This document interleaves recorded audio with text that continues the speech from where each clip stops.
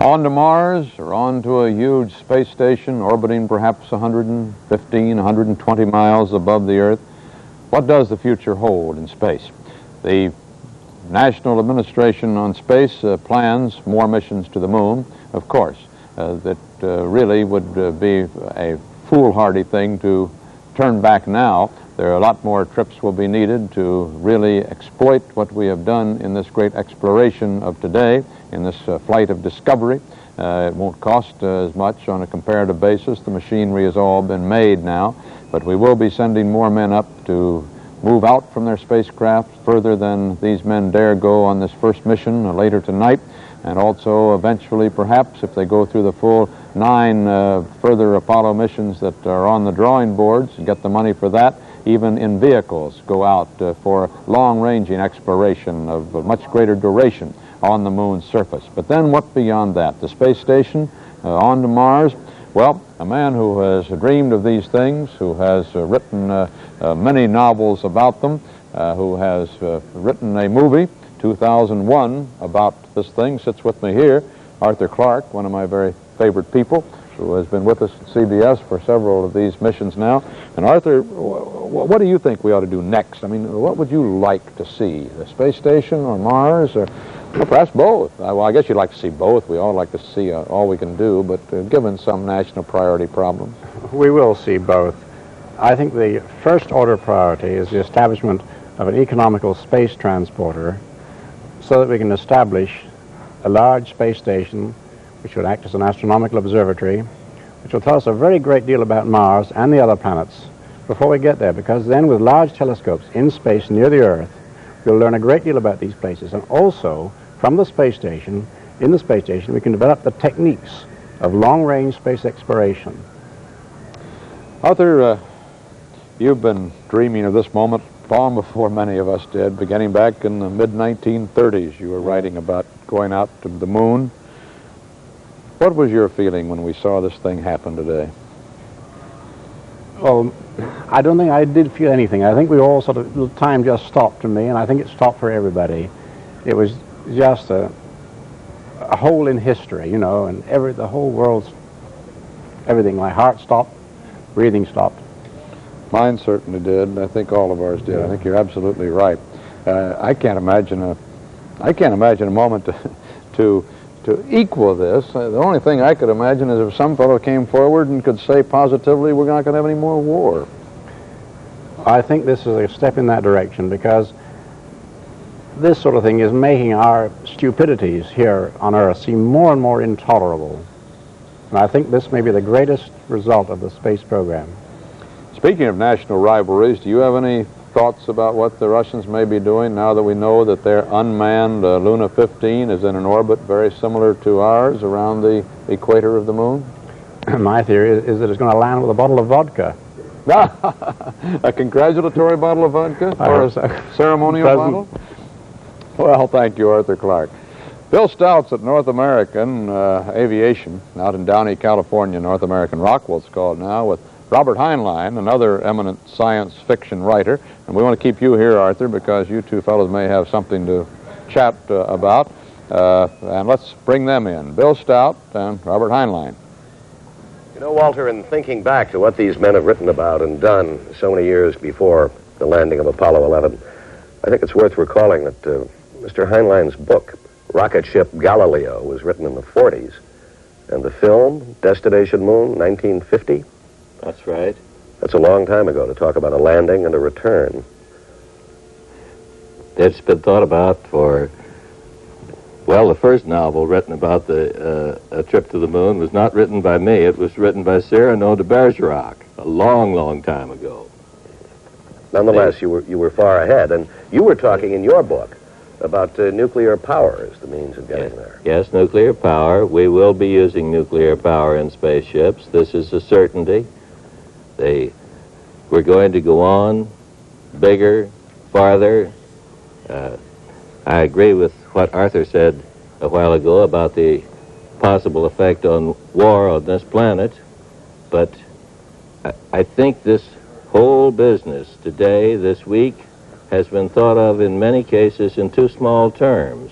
This is the greatest event in all the history of the human race up to this time. Today is New Year's Day of the year one. If we don't change the calendar, historians will do so. The human race, this is our change, our puberty rites, bar mitzvah, confirmation, from the change from infancy into adulthood for the human race. And we are going to go on out not only to the moon, to the stars, we're going to spread. I don't know that the United States is going to do it. I hope so. I'm an American myself. I want it to be done by us. But in any case, the human race is going to do it. It's utterly inevitable. We're going to spread through the entire universe. It's a grand painting, Mr. Heinlein, with very broad strokes indeed. Do you think that perhaps the hostilities that still exist on Earth, I think of the Chinese rather than the Soviets at this point, since we seem to be in friendly terms circling the moon, do you think these hostilities could head us off before we begin to realize what you think we should? I think that this is the most hopeful thing that has happened to us, in that we are now going out as far as the moon. I don't know whether we're going to get rid of war and hostility. I'm not at all sure of that, but I do know that your grandchildren, the descendants of all of us, will be in colonies elsewhere. The human race will not die. Even if we spoil this planet, the human race will not die. It's going to go on and on and on. And this is, Confucius, I think it was, said, a journey of 1,000 miles starts with one step. Today we have made the one step. We're about to make that one step from at Tranquility Base in a matter of minutes now. Yes, certainly what we've all been waiting for. Walter, do you think that Mr. Heinlein is perhaps a bit too bold in his predictions? I wouldn't think so, and I'm sure Arthur Clarke, sitting here alongside me, doesn't think so. We've got earthbound constraints to exploration, but it's as inevitable now as the tides themselves that are controlled by that moon on which men landed today. You can't stop progress, and this is progress. This is where men go. We know we can't. If we could, we'd probably stop some of the highways built through the middle of our forests and our cities. We'd stop a lot of other things, but it can't be done. And this promises benefits which you can't even imagine today. I doubt, Arthur, that you and Robert Heinlein out there in California, the two of you, could possibly sit together and with all of your great imaginative capabilities, put together a list of all of the benefits to be derived by mankind, or even a small portion of them, from this great feat today. This is true, and we often use this parallel of coming out of the sea onto land, and I'd like to try to take it further. You know, in the sea, we could not develop civilization for a simple reason. In the ocean, you cannot have fire, and fire is the key to all our civilization, all our technology. I believe in the same way, when we get beyond the atmosphere, out into the new environment of space, we will find new powers, new capabilities, as much beyond fire as that was beyond anything that could be done in the sea. We're going to have to find something as a substitute for fire, aren't we? You can't have a fire out there anymore, and you can have it in the sea. Well, you can have fire. You can have chemical reactions, of course. After all, that's what how our rockets work. But we'll have other things. I think in space we may discover the way of controlling gravity. I don't think we've had any chance of learning much about gravity here on the Earth, because we're in it all the time, you see. But when we get out in space, effectively beyond the pull of gravity, we'll be able to study it and perhaps learn how to control it, and that will be a tremendous breakthrough. Do you two fellows know each other, Arthur Clarke yes. and Robert Heinlein? I stayed with Bob back in 1952 when he was living in Colorado Springs. I was wondering if I was going to have to introduce you by long-distance television here. You don't seem to say hello to each other. No, Arthur and I have known each other for 20 years now, I think. I've visited his home in Ceylon. He's visited the home that I had at that time in Colorado. And I don't think we are in any disagreement on any point about any of this. No. I find that the only thing that troubles me about this is that people talk about other things and don't realize how big a day this is. This is the biggest day the human race has ever seen. This is the most important day in history. This is the most important thing since the human race learned to talk. Mr. Heinlein, I think it's very possible that Derek Severide, as he is wont to do, and almost every time he opens his mouth, put his finger right on it again. We just can't concentrate on a little tiny spot very long without our minds wandering off. And as great as this day is, the peripheral things kind of impinge. Maybe it's our escape valve in some way. I just wonder, when you two get together at Arthur's home in Ceylon or your home, Mr. Heinlein, you must talk over ideas and things, but do you have to kind of hold back from some of those most imaginative ideas for fear the other guy will go off and write about it? I think we both have enough ideas to keep us equally busy for the rest of our lives. I think that's highly probable, highly probable. Thank you very much, Bill Stout, and Mr. Heinlein, Albert Heinlein, another eminent science fiction writer from California, and Arthur Clarke, you in New York, and we'll be coming back to you, of course, from time to time as this great day continues to unfold. And now we know that the hatch is due to be open in 59 minutes from now. Mission Control, just a moment ago, told Mike Collins in the orbiting command module, Columbia, that the hatch opening would occur about 9:32 p.m. Eastern Daylight Time.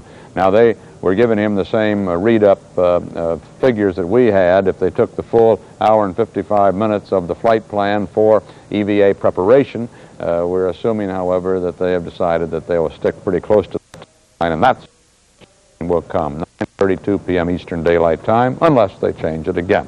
CBS News color coverage of the epic journey of Apollo 11 will continue in a moment. Well, for thousands of years now, it's been man's dream to walk on the moon. Right now, after seeing it happen, knowing that it happened, it still seems like a dream. And it is, I guess, a dream come true.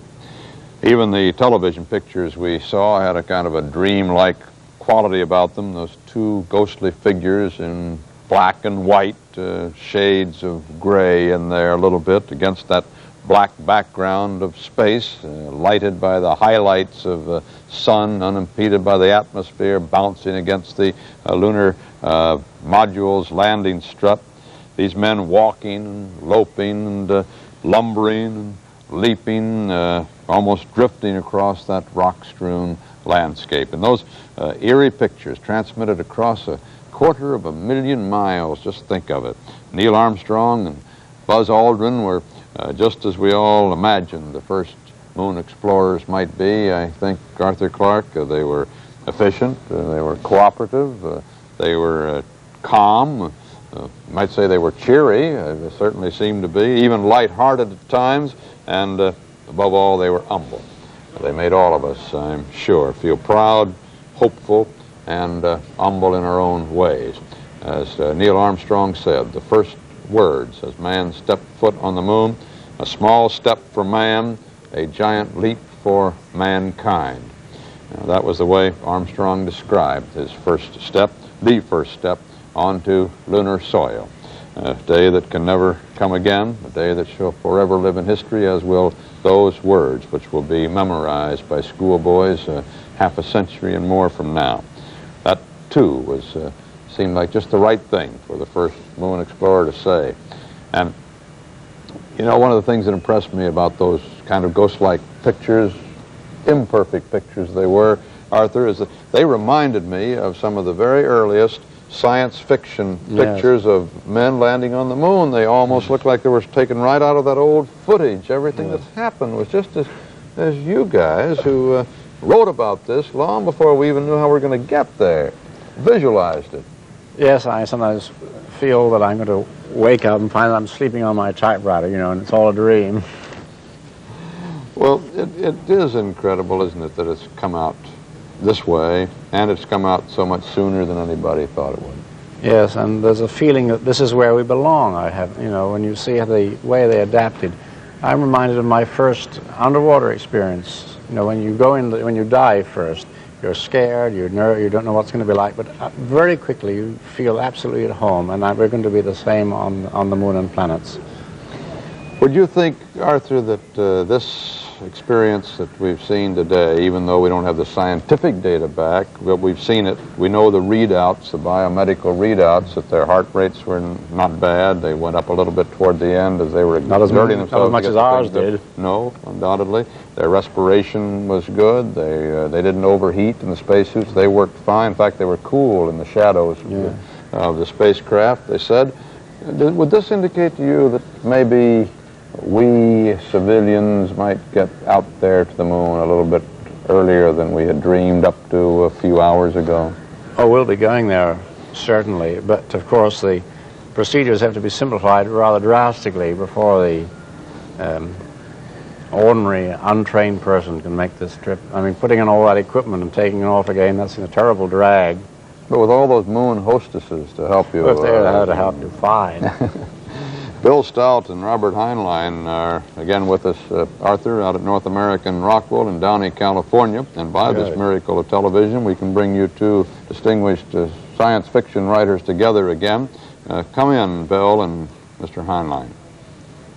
Art, you said that you felt that we would be going there fairly soon, and I think it may possibly be quite soon. I am starting to save money for a ticket now, having been born a generation too late. I don't know. Perhaps you worked out an angle how to get there without buying a ticket. I'll have to look into this. But one question which has been asked me repeatedly in the course of the evening is, was I surprised by anything we saw today? And I could not truthfully answer that I was surprised at any of it. Delighted, utterly delighted, completely euphoric, happiest day in my life. But surprised, no. Did you find anything in it, Arthur, that surprised you? No, I feel exactly the same way, Bob. And incidentally, you know that we have a situation arising now which is exactly the same as your movie Destination Moon ended 20 years ago, where they lightened the ship by throwing out the surplus weight. And this is just how that movie ended in 1950, and just what's happening going to happen now in about 1 hour from... This is where we came in. I want to know how you fellows, Robert Heinlein out there and Arthur Clarke here in New York, knew in 1950 how this was going to work when the scientists didn't know that that was the way it was going to work yet. It was another 11 years before we even began the design. Slight correction, Walter. Arthur is a scientist. I'm an engineer myself, but no scientist. But Arthur's qualifications on this are quite as good as anyone who was in the project. Well, I'm sure we'd all agree with that, but I was thinking of those in the project who had to design something that would work. And they had quite a few years. You had quite a few years on them, Arthur, in writing how it was going to work. So did you, Mr. Heinlein. Walter, if the public has not been told about it tonight, you should tell them about Arthur's prediction on the communication satellites. I don't know whether this has been mentioned or not, but Arthur was certainly the first man to propose what we now refer to just commonly as ComSat. Arthur, how long back was it? What was the date of your original article, and where was it published, proposing communication satellites and telling how it could be done? Well, this was in 1945 in a British radio journal called Wireless World. But I think we... Tell them how much money you made out of it, too. $50, which I thought was quite fair pay for the time. But, you know, I think, Bob, we science fiction writers have brainwashed the engineers, so they may be doing things now, copying our stories, which is why it looks familiar, but they may not be doing it the right way. We may have given them wrong directions, and there may be better ways of doing some of the things that we've said. I'm not at all sure how things are going to be done. I'm simply certain that they're going to be done in a big way, that we're going out to all of the planets, we're going out to the stars, we're going out indefinitely. There's one equation that everybody knows, E equals mc squared, that proves the potentiality whereby man can live anywhere where there is mass. He doesn't have to have any other requirement but mass with the technology that we now have, and this human race will do so. I would like to see it continue to be pushed by the United States, but it doesn't matter whether they're yellow, brown, black, green, Chinese, Russians, Americans, or what. It's the human race, and they're going there, and nothing can stop it now. You know, and when they do go out there, just as when they came to this country, they forgot their original nationalities. We're going to see, going out into space, new, let's say, nations or who will develop new ideas, and we're going to see the same cycle that began in this country 300-400 years ago, continuing on a greater scale out in space. And at the same time, as far as this country is concerned, I do hope that this great lifting of the spirit, which we've all experienced today, will mark a change in morale and perhaps help this country get away from the defeatism of the past. I do hope so. I do hope so. There have been too many of the young people in this country with a defeatist attitude toward things, and I hope that this one will give them the lift, the esprit de corps, the élan vital, to realize how terribly important this is, not to them alone, but to their children, their grandchildren, for thousands and thousands of years. This is it. This is the great day. How could one turn off of a world like this? How could one turn off of a nation? How could one turn off of a people who are capable of doing what we have done today, we, mankind, have done today, and we, the United States, have done today? Building on technology contributed by all nations and all peoples, from the very first astronomers and the very first physicists and chemists, right on through to the culminating event that we have watched on this particular day. How could anyone turn off of all that? We can understand the need for priorities, with limited budgets and all that sort of thing. Certainly poverty must be taken care of. Certainly pollution control must get a very high priority. Certainly we must do something about urban decay and about improved transportation here on Earth, even as we consider going to Mars and beyond. But that, I think, is the key word, even as we consider these other things. It is a morale booster, Arthur, and I can't believe that there are very many who really in their hearts didn't get a thrill out of it today. They may speak the cold words that they have learned to believe are smart, are intellectual, are faddist, and that's really all they are. But in their hearts they had to feel it.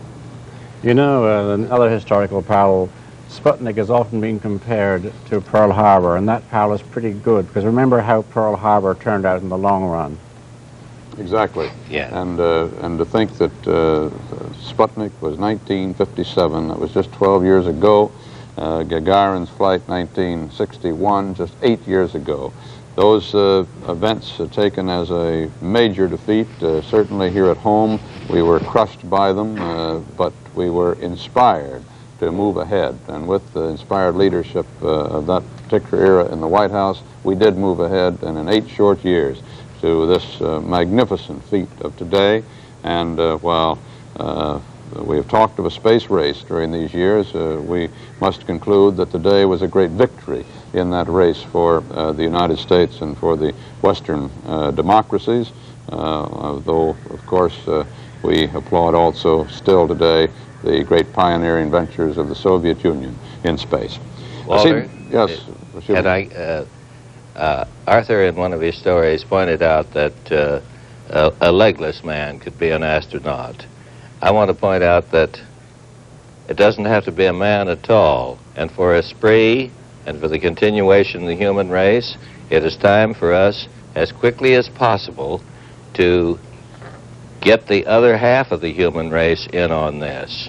It does not take a man to run a spaceship. It can be done just as well by a woman as it can be done by a man.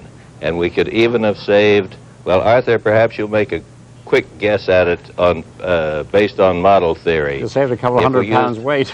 Yes, the payload for this ship was 3 big men. Suppose we made it 95-pound women. Let's take Miss Peggy Fleming as an example of the sort of woman who would have the health and the reflexes and the intelligence and the ability to withstand free fall and to get along on her feet, dancing the way we saw our 3 heroes dancing today.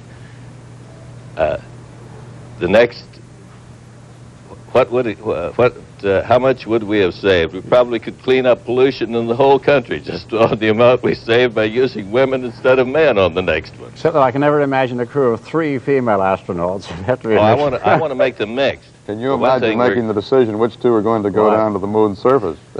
I want to make them mixed because in the long run, it's not just men who are going out, it's the human race, men, women, and children who are going out.